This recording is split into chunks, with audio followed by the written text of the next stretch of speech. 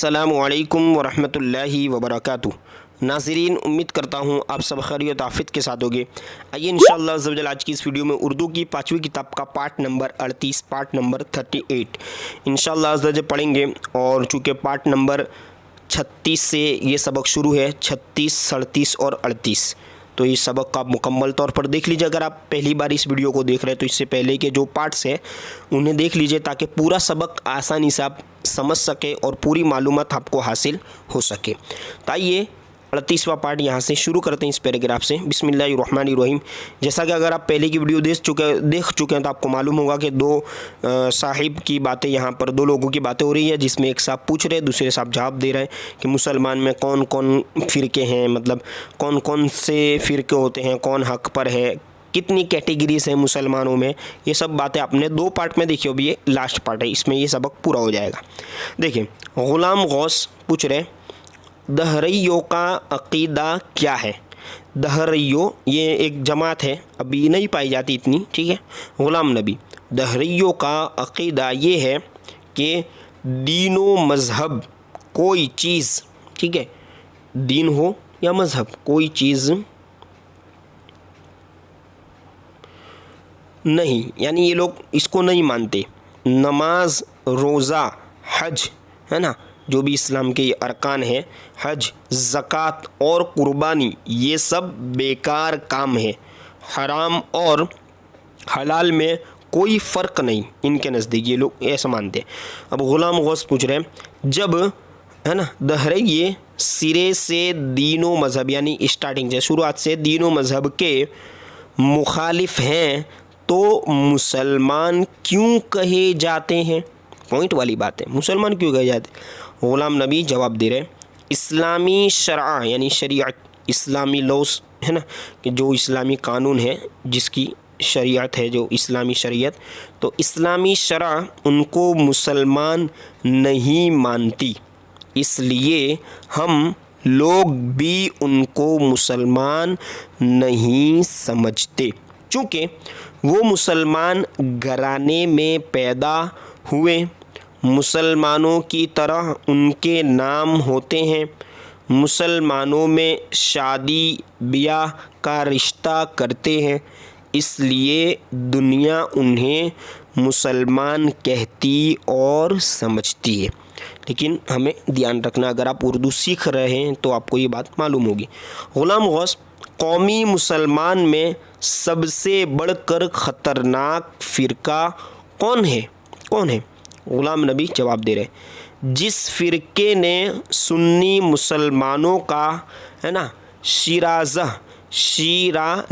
यानी निज़ाम, इंतज़ाम, ठीक है, शिराज़ा बिखेर कर रख दिया और जिससे सुन्नियत को शदीद नुकसान पहुँचा और पहुँच रहा है, वो वहाबी फ़िरका है जो सबसे बढ़कर ख़तरनाक है।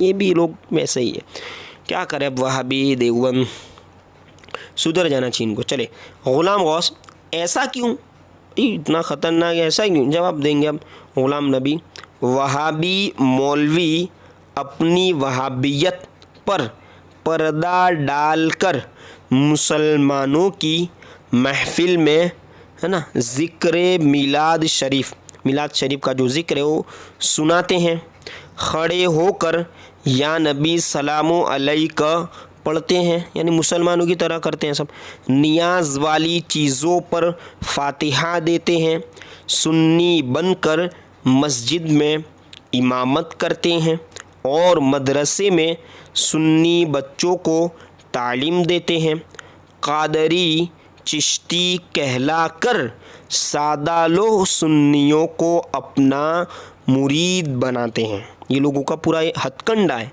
इनकी साजिश है, ठीक है। तब ये मक्कार मौलवी पीर धीरे धीरे अपने बातिल अक़ीदों की तालीम देकर चंद दिनों, ठीक है, चंद दिन माने कुछ दिनों में इन्हें पक्का वहाबी बना देते हैं, यानी दिखते हैं मुसलमानों की तरह, काम भी मुसलमानों की तरह करते हैं, और फिर क्या करते हैं, उस मुसलमान जो उनके साथ हो गया उसको वहाबी बना देते हैं। ग़ुलाम गौस, अगर वहाबी नमाज पढ़ाए तो उसके पीछे नमाज दुरुस्त है या नहीं? ग़ुलाम नबी कह रहे वहाबी के पीछे नमाज पढ़ना हराम है और बातिल है। वहाबी के पीछे नमाज दुरुस्त नहीं। ग़ुलाम गौस, बाज़ जगह अगर देवबंदियों को वहाबी कह दिया जाए तो वो चिढ़ जाते हैं, यानी बुरा लगता है, चिढ़ जाना है ना, चिढ़ जाते हैं, कहते हैं हम देवबंदी हैं, वहाबी नहीं। अच्छा देखिए इसका जवाब मिलेगा ग़ुलाम नबी साहब से। वहाबी अक़ीदे की पहली और पुरानी किताब तक़वियतुल ईमान है, जिसको मुल्ला इस्माइल दहलवी ने वहाबियत की तबलीग के लिए लिखा है। इस किताब पर तमाम देवबंदी ईमान रखते हैं। देवबंदियों के बहुत बड़े पेशवा मुल्ला रशीद अहमद गंगोही ने अपने फतावा रशीदिया, है ना, फतावा रशीदिया में तहरीर किया, यानी लिखा है कि इस यानी तक़वियतुल ईमान का रखना और पढ़ना और अमल करना ऐने इस्लाम और मौजिबे सवाब है, यानी सवाब का ज़रिया है। ये गलत है क्या? मौलाना भी ऐसे लिख, खैर हक़ पर हो तब उनको अक्ल आवे ना, लेकिन हक़ पर ही नहीं है तो कहाँ से समझ पड़ेगी, इसलिए वो कौम को पूरा गुमराह कर देते हैं। इससे वाज़ेह हो गया, यानी ज़ाहिर हो गया कि जो देवबंदी अपने वहाबी होने से इनकार करे वो निहायत मक्कार और झूठा है। बेशक ज़रूर देखिए आगे। ग़ुलाम गौस, वहाबियों के बारे में हुक्म शरई क्या है? क्या हुक्म है? शरीयत का हुक्म क्या है?